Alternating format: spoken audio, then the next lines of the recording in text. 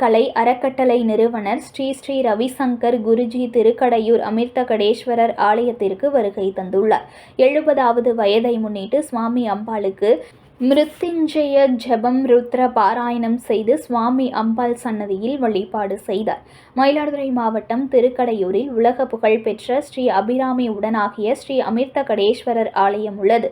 இங்கே யமதர்மனிடமிருந்து மார்க்கண்டேயன் உயிரை காப்பாற்றுவதற்காக சிவபெருமான் காலசம்ஹார மூர்த்தியாக எழுந்தருளி யமனை வதம் செய்து மீண்டும் உயிர்ப்பித்த தலம்.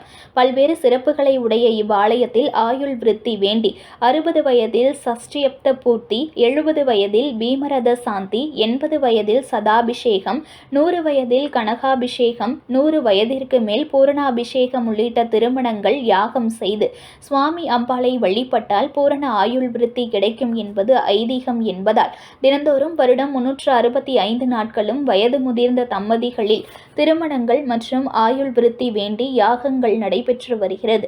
இவ்வாலயத்திற்கு வாழும் கலை அறக்கட்டளை நிறுவனர் ஸ்ரீ ஸ்ரீ ரவிசங்கர் குருஜி வருகை தந்தார்.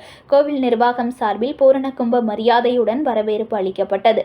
ஸ்ரீ ஸ்ரீ ரவிசங்கர் குருஜியின் 70வது வயதை முன்னிட்டு கஜ பூஜை, கோ பூஜை செய்து சுவாமி அம்பாளுக்கு மிருத்யுஞ்சய ஜபம் ருத்ர பாராயணம் நடைபெற்றது. கணேஷ் குருக்கள் தலைமையில் மகேஷ் குருக்கள் உள்ளிட்ட 60 வேத விற்பனர்கள் கலந்து கொண்டு வேத பாராயணமும் 11 வேத விற்பனர்கள் மூலம் மிருத்யுஞ்சய ஜபம் திருமுறை பாராயணம் நடைபெற்றது. தொடர்ந்து ஸ்ரீ அமிர்தகடேஸ்வரர், ஸ்ரீ காலசம்ஹார மூர்த்தி, ஸ்ரீ அபிராமி அம்மனுக்கு சிறப்பு அபிஷேக ஆராதனைகள் நடைபெற்றது.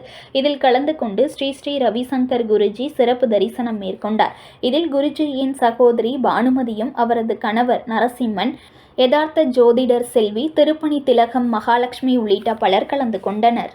செய்திகளை உடனுக்குடன் தெரிந்து கொள்ள லைக் பண்ணுங்க, ஷேர் பண்ணுங்க, சப்ஸ்கிரைப் பண்ணுங்க, மறக்காம கமெண்ட் பண்ணுங்க.